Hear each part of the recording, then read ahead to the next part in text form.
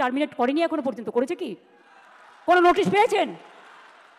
আপনার বিরুদ্ধে দুর্নীতি না যদি প্রমাণ করতে পারে তো কি আপনাকে কেউ যেতে বারণ করেছে?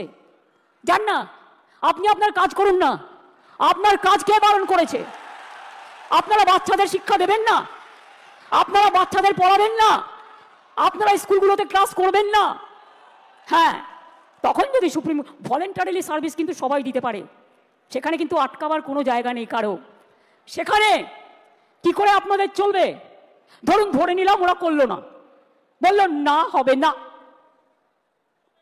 তখন আমি কি করব? তখন আমি এডুকেশন ডিপার্টমেন্টকে রিকোয়েস্ট করতে পারি। কি রিকোয়েস্ট? এটা আমরা লিগাল আলোচনা করেই বলছি যে 2 মাস বলেছে তো 3 মাসের মধ্যে প্রসেস কমপ্লিট করতে হবে। যারা চাকরি করছেন, দাঁড়া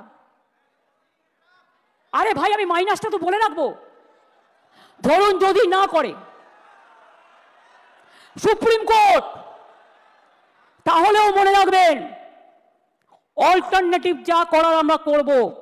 ডোন্ট ওয়ারি, আপনারা পড়াশোনা করুন, আপনারা বাচ্চাদের মানুষ করুন, আপনারা সার্ভিসে যান, ভলেন্টারিলি সার্ভিস করুন। কেন আপনারা ভলেন্টারিলি করবেন? তার কারণ আমাদের সুপ্রিম কোর্টে ক্লারিফিকেশনের জন্য যেতে হচ্ছে বলে আইন মোতাবিক আমরা চাই আইন আপনাদের সুরাহা করুক।